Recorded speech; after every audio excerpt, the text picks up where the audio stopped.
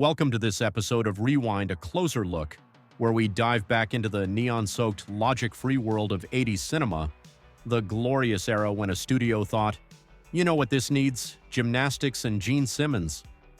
Today we're looking at 1986's Never Too Young to Die, a film that opens like a post-apocalyptic nightmare, detours through high school gymnastics meet, and ends with John Stamos fighting a glam-rock villain on top of a dam. So strap in, because this one's a fever dream wearing leather. We open on what looks like a Mad Max-style dystopian future, a busted amphitheater full of screaming road warriors chanting Ragnar, smoke, fire, leather, spikes, the whole post-apocalyptic buffet. As the camera pans up, we finally see who this mysterious Ragnar is, and it's Gene Simmons. I'm Gene Simmons, rock god. Yes, that Gene Simmons from Kiss, in full drag makeup and glam gear, kicking off the movie with the immortal line, "My little turd balls." Right out of the gate, masterpiece. Gene wastes no time revealing his evil plan. Poison the water supply. I'm gonna poison the water supply! He's going to rechannel radioactive waste into the drinking water. Why? For gold, for ransom, for jewels, for money! If there's one thing we've learned, it's that Gene Simmons delivers evil monologues like he's auditioning for Broadway. He had a disc that can access the water supply computers, but someone's stolen it. Ragnar's henchmen drag in a woman and demand to know who she gave it to. She finally cracks and says one word, Stargrove. The crowd starts chanting. Gene raises his hand and reveals his terrifying weapon. A single long fingernail, he slashes her across the neck, killing her instantly. The gang cheers. His big villain move is a pointy manicure. Ragnar then screams for his men to bring him Stargrove. Get me Stargrove! And the movie's insanity officially begins. Cut to the opening credits, and surprise, it's not the future, nor is it dystopian. We're suddenly at a fancy private school where none other than John Stamos, yes, Uncle Jesse himself, We are so far from where I want to be. is bouncing on a trampoline like he's auditioning for a Gatorade commercial. His coach calls him Stargrove, and the intro song kicks in, a full-on 80s synth rock anthem so gloriously bad, it loops right back around to amazing. Stargrove, flying like you never flown. Stargrove. After gymnastics practice, Stargrove cheats on a test with the help of his nerdy roommate, who feeds him answers through a digital watch. It's basically a smartwatch prototype 30 years early. The roommate is a DIY gadget genius, like Q from James Bond. Back in the dorm, the roommate shows off his homemade weapons and spy gear, which raises the question, how does Stargrove not already know about this? They live together, but fine, exposition achieved. Then the dean shows up, not to confiscate the homemade weapons in their dorm room, but to ask about Parents' Day, which reveals Stargrove's father is played by none other than George Lazenby, the one-time James Bond himself. Cut to Lazenby on a mission at a hydroelectric dam. I just have a question. Is this a goddamn? Which is apparently Ragnar's dam hideout. He and his team plant C4, but when the charge falls off the wall, he runs back to reattach it and doesn't make it back to cover in time. The explosion knocks him down, and you realize this spy is less 007 and more Inspector Gadget. While Gadget Bond fumbles with his torch, one of his teammates double-crosses him, shoots him in the leg, and runs off to tell Ragnar. The surviving agent warns him that someday his luck will run out. They press deeper into the dam, but alarms blare and Ragnar's crew storms in. Lazenby whips out, I kid you not, an umbrella. Go, Gadget, umbrella! The goons stop, laugh, and open fire anyway. Somehow the umbrella actually works. Only problem, he's not British. A bulletproof umbrella makes sense if you're a UK spy, rain, fog, London rooftops, all that. But an American agent whipping out an umbrella in the middle of a desert dam raid? Yeah, that raises a few questions, like, where was he even hiding that thing? Trust me on this one. You don't want to know. After a grenade buffet and all that bumbling spy work, Lazenby finally gets captured and dragged before Gene Simmons, Now the puzzle pieces fall into place.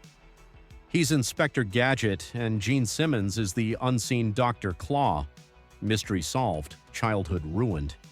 Ragnar demands the disc, and when Lazenby refuses, Ragnar kills him, cackling like a Saturday morning cartoon villain.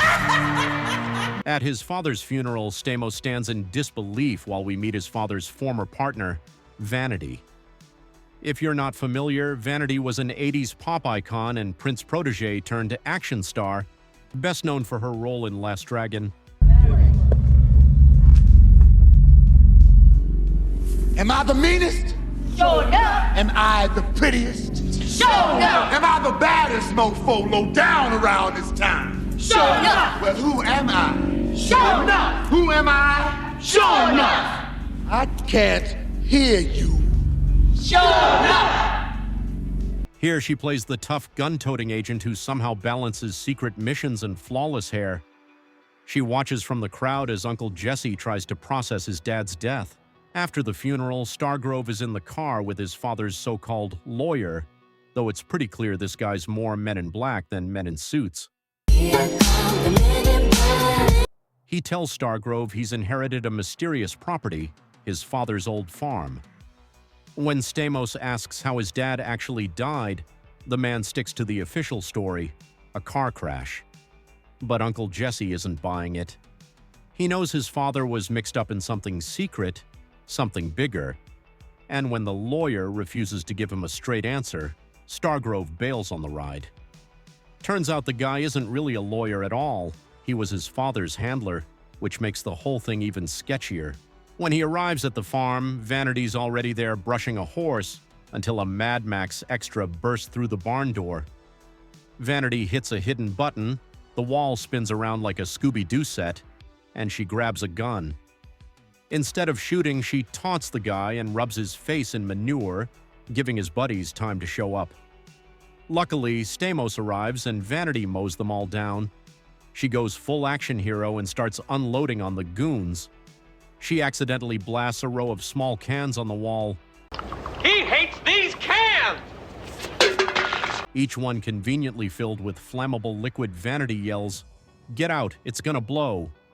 And sure enough, the whole place goes up in a glorious 80s fireball.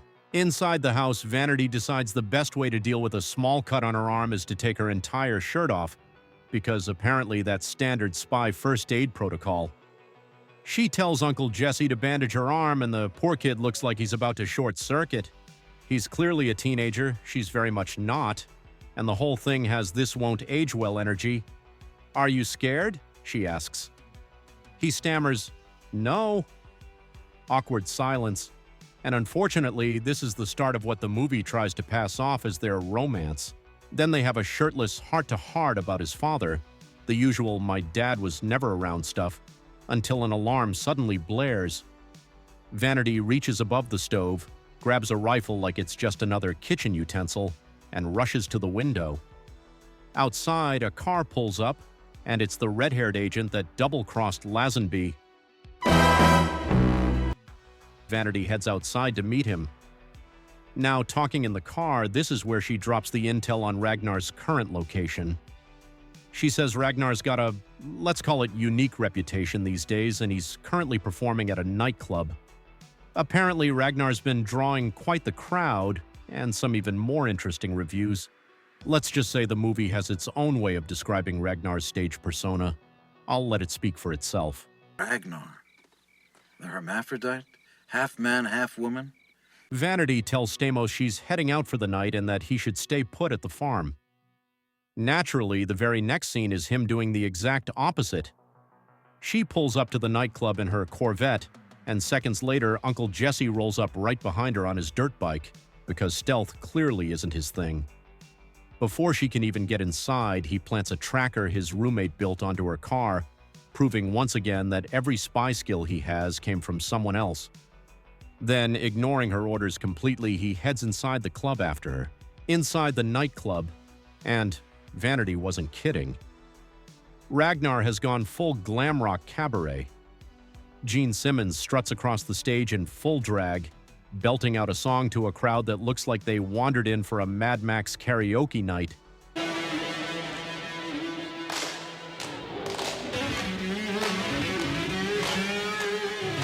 takes a man like me to be a woman like me. It's a scene so over the top it makes Rocky Horror look understated. How'd you do, Vanity and Stamos stand in the audience trying to blend in, which in a sea of neon wigs and leather means they look extra suspicious. Vanity leans over mid-song and casually drops, "That's the person who killed your father." Yeah, great timing. Nothing like a murder revelation during a musical number. After the show, Stargrove sneaks backstage pretending to be just another starstruck fan. Meanwhile, outside, one of Ragnar's goons quietly strolls up to his dirt bike and plants a bomb under the seat. Stamos nervously asks for an autograph, and while Ragnar is distracted, he slips a listening bug into Ragnar's dressing room. Gene flashes that menacing rockstar grin and signs it like he's totally oblivious.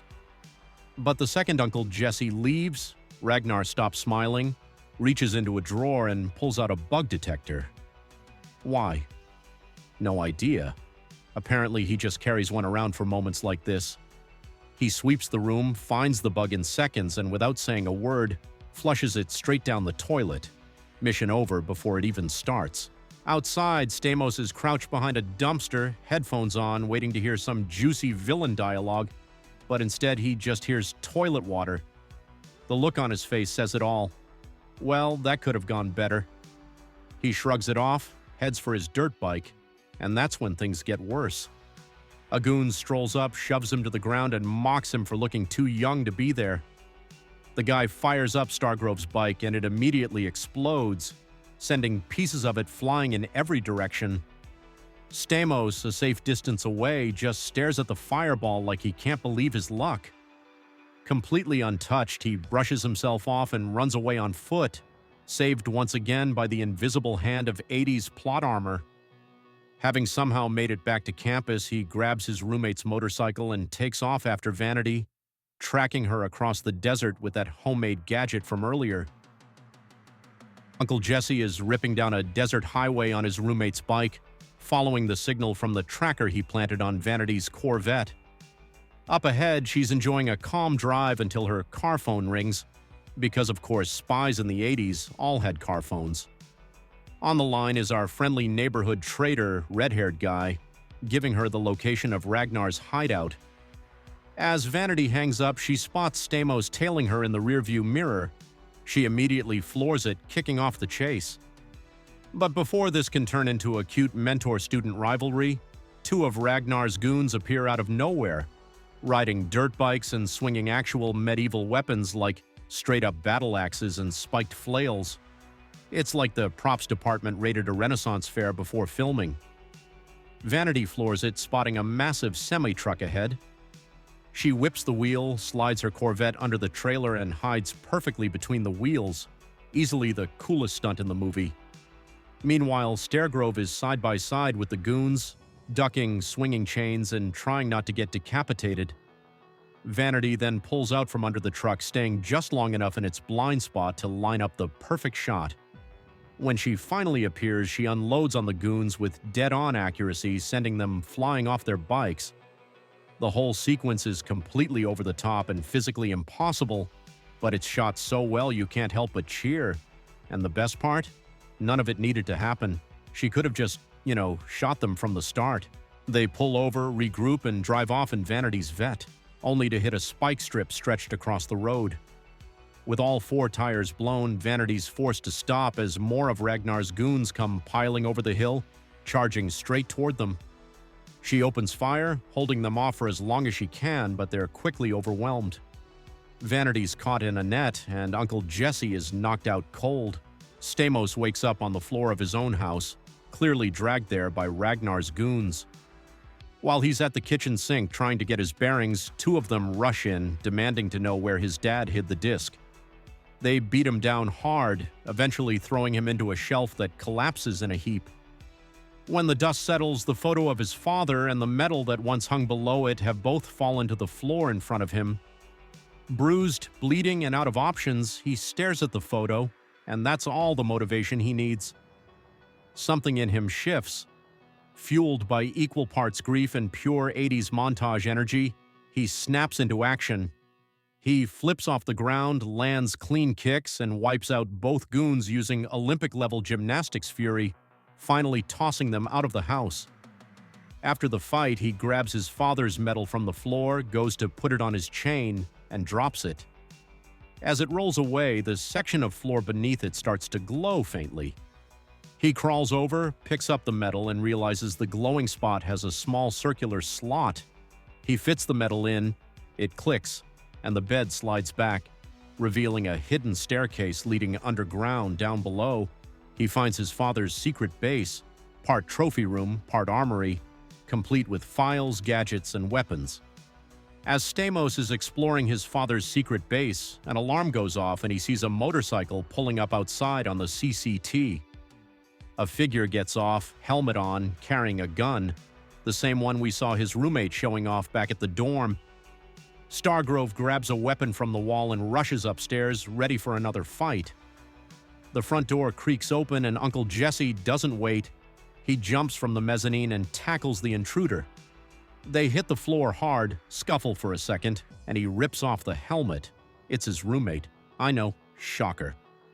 After a quick, "you almost got yourself killed" moment, they both calm down. The roommate explains that Lazenby mailed Stamos the missing disc weeks ago, and he's already opened his mailed and checked out what's on the disc. That's fucking illegal. It's not just some random data, it's the access code to the city's water systems, which would allow Ragnar to reroute radioactive waste directly into the public supply. No explanation for how or why those systems would even connect, but in 80s movie logic, it's apparently just a few keystrokes away. Stargrove realizes this is way bigger than he thought. His dad died protecting this disc, and now it's up to the world's youngest gymnast spy duo to stop Gene Simmons from turning Los Angeles into Chernobyl-flavored tap water. Back at the dam, Robert Englund, yes, Freddy Krueger himself,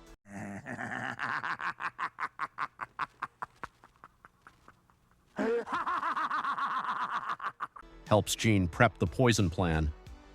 When the goons return without the disc, Gene gives them the finger, literally stabbing one in the neck with his talon. All the while, Vanity has been chained inside what looks like an industrial furnace, while Ragnar's goons stand around screaming, "Talk or burn!"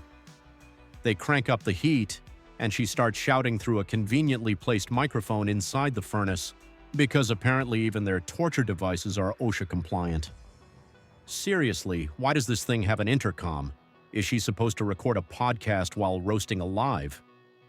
Outside, Stamos and his roommate roll up to the building, ready for a rescue mission. The roommate's armed with one of his homemade weapons, the same janky prototype gun he showed off back in the dorm. They blast a hole in the wall, kick their way in, and start taking out goons left and right. It's pure chaos, bullets, smoke, and 80s slow motion. They finally reach the furnace, shut it down just in time, and unchain Vanity. Before they can catch their breath, more goons charge in. The roommate fires another blast, blowing open the opposite wall, and the trio make their escape through the debris. It's loud, messy, and completely unnecessary, but it looks awesome. As the trio escapes through the blasted wall, the camera pans, and in true low-budget glory, there's a random guy just standing there holding a piece of wood. He's not in costume, not part of the scene, maybe just a member of the crew who wandered into cinematic history by accident. They regroup with the agency, where the red-haired traitor suggests using Stamos and Vanity as bait to draw Ragnar out. It's a bad idea from every angle, but the agency signs off on it anyway. Stargrove is suspicious. Vanity shrugs it off, and next thing you know, they're back at the farmhouse, which, by the way, is under constant surveillance. There are cameras, radios, and agents watching their every move. So naturally, Vanity decides this is the perfect time to sunbathe in a bikini during a spy operation while being filmed. Totally normal behavior. Stamos awkwardly pretends to stay mission-focused, but he's clearly out of his depth. He walks out eating an apple, trying to act casual. Vanity looks up, gives him a smirk, and then, because the 80s had zero chill, drops her top right there on the deck. The kid freezes like a deer in headlights. He drops the apple, stammers, and runs back inside. only to grab another apple because that's how you deal with emotional trauma. Apparently, and keep in mind, this is a teenager and she's a full-grown adult. The entire house is under surveillance, and you just know somewhere out there an agent's radio crackles to life. Sir, do we intervene? Honestly, this scene plays like it's about 5 seconds away from Chris Hansen walking out from behind the barn. So you've got a big afternoon planned, huh? Then smash cut to the world's fastest edited love scene since Samurai Cop. It's weird, it's awkward, and it's somehow even creepier knowing everyone was watching. Uncle Jesse and Vanity wake up from their post-coitus nap to the sound of a helicopter landing outside.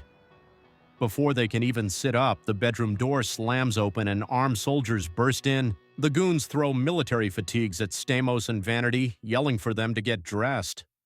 At the same time, they shove 2 doubles of them into the room. Uncle Jesse and Vanity yank on the uniforms.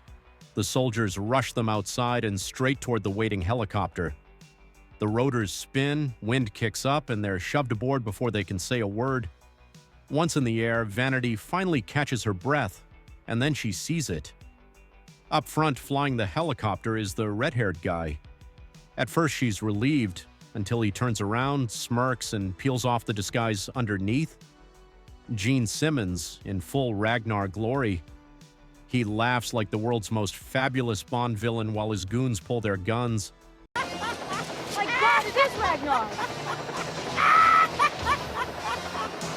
Surprise! Surprise! Vanity and Stamos realize they've been played.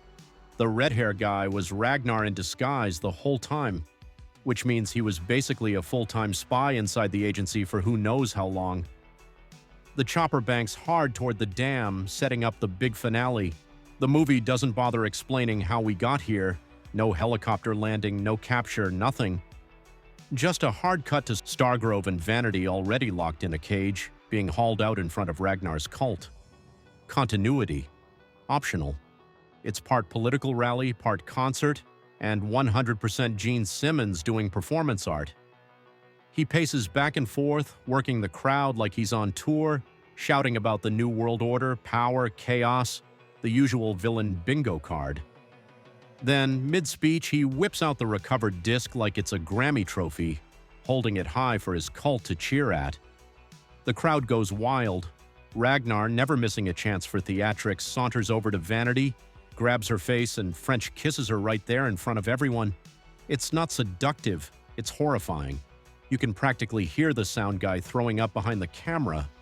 I love it! While Ragnar's still basking in his own ego, Stamos yells out, calling him a coward and challenging his biggest henchman to a one-on-one fight. Ragnar, of course, loves the drama and agrees.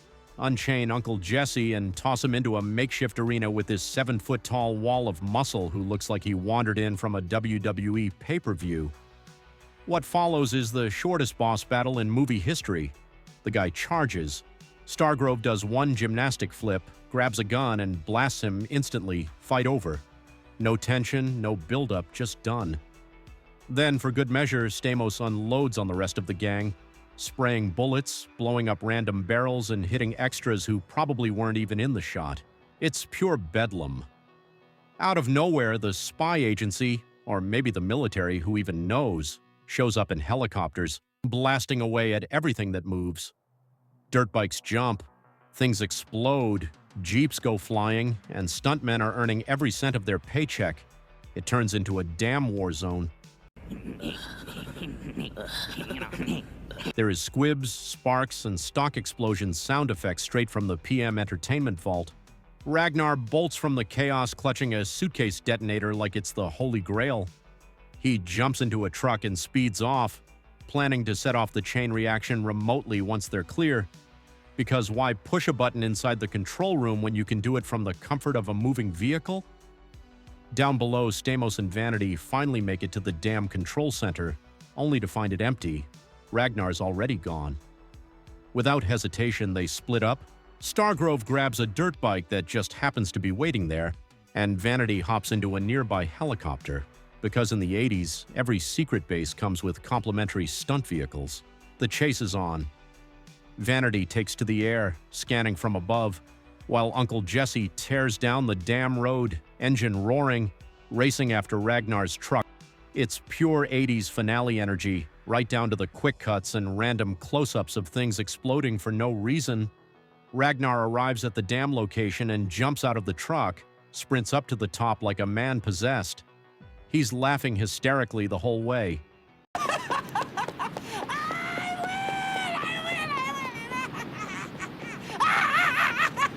Once he's at the dam edge, he slams the case down and sets the timer for 3 minutes, because villains apparently have a legal obligation to always pick the most dramatic number possible.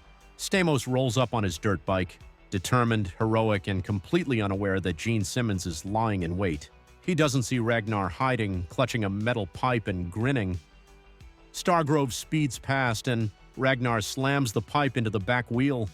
His bike goes sailing over the dam edge, and for a second, it looks like he's going with it. But thanks to some grade A plot armor and maybe a touch of gymnastics magic, he manages to grab the dam railing at the last second. Ragnar and Stargrove are locked in a messy, brutal fight on top of the dam, rolling, swinging, grabbing whatever leverage they can on the slick concrete. At one point, they crash to the ground together, tumbling in a heap, and Stamos grabs at Ragnar's chest to push him off, only to accidentally yank down the front of Ragnar's top, and yeah. We suddenly see a pair of clearly prosthetic boobs. The movie holds on it just long enough for everyone watching to say, "Wait, what?" before awkwardly cutting back to the brawl like it never happened. No reaction from Uncle Jesse, no explanation, just pure 80s confusion. As they scramble back to their feet, Ragnar wipes blood from his mouth and snarls, You got it, a woman! It's so bizarre that it actually works. Stamos freezes, half from exhaustion, half from not knowing what the hell's happening anymore. Ragnar uses that moment to lunge forward, stabs Stargrove in the gut with that stupid razor fingernail, and clocks him across the head. While Uncle Jesse is dazed, Ragnar picks him up and tries to throw him off the dam edge. Stamos is dangling off the dam railing. Ragnar looms over him, blood still dripping down his neck, grinning like he's already won. He raises the pipe and starts smashing at Stargrove's hands, each hit echoing across the canyon. Uncle Jesse winces, barely holding on, while Ragnar shouts the movie's title, You're never too young to die. like it's both a taunt and an album name. Just when it looks like Stamos is about to lose his grip completely, he yells out, "Wait!" Ragnar pauses, sneering, and Stargrove says the strangest thing possible in this situation. Let me tell you how beautiful you are. It's so out of left field that even Ragnar stops for a second, thrown off by it. He tilts his head, smirks, and steps closer, like he actually believes Stamos means it. He leans in, maybe thinking this is about to turn into another one of his creepy dominance kisses. Oh, man. Oh, God. Oh, man. Oh, God. That's when Stargrove grabs his arm, twists it around, and stabs Ragnar in the neck with his own razor fingernail. Gene's eyes go wide. Stamos kicks up, hooks his legs around Ragnar, and pulls him over the railing with a full-on acrobatic takedown. Just like that, Ragnar's gone, washed away in one glorious over-the-top damn death scene. With Ragnar now officially out of the picture, Uncle Jesse drags himself across the top of the dam, battered and bleeding, to where the detonator sits blinking on the concrete. The timer is still running. He looks up toward the sky and shouts for Vanity, who's hovering nearby in the helicopter. She hears him and yells something back we can't make out over the rotors, so she decides to toss him the roommate's homemade gun instead.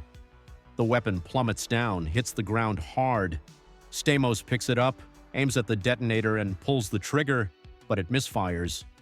So, with the clock ticking down, he makes one last desperate move. He throws both the detonator and the broken gun over the edge. They fall in slow motion, collide in midair, and explode in a massive fireball halfway down the dam. The shockwave rattles the whole structure, but somehow everyone survives because, well, movie logic.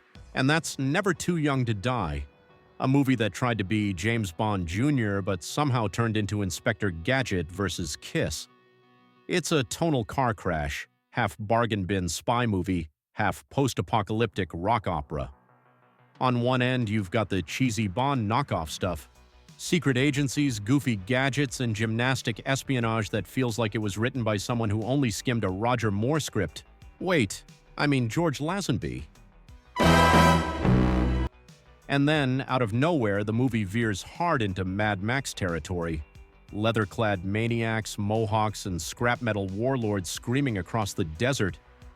Smack in the middle of it all is Gene Simmons, who looks and acts like he hijacked the production halfway through. Every scene he's in feels like a glam-rock stage show trapped inside a spy flick. Over-the-top, gender-bending, and so unhinged, it's like he personally rewrote his part just to turn Ragnar into the star of a post-apocalyptic drag cabaret. It's two movies fighting for screen time, and somehow both of them lost to Gene Simmons, but damn if it isn't entertaining to watch them go down swinging. John Stamos proved he could throw a roundhouse kick.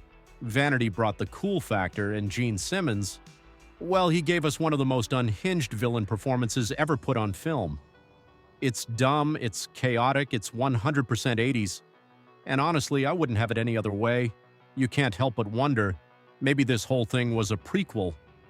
A weird, forgotten origin story that explains how a traumatized teenage gymnast turned secret agent eventually hung up his gadgets, moved to San Francisco, and reinvented himself as Uncle Jesse.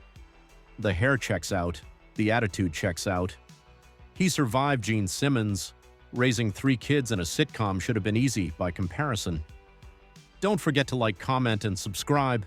Thanks for watching this episode of Rewind: A Closer Look. And remember, you're never too young to regret watching this movie. Take them, my puppies, and grind them well.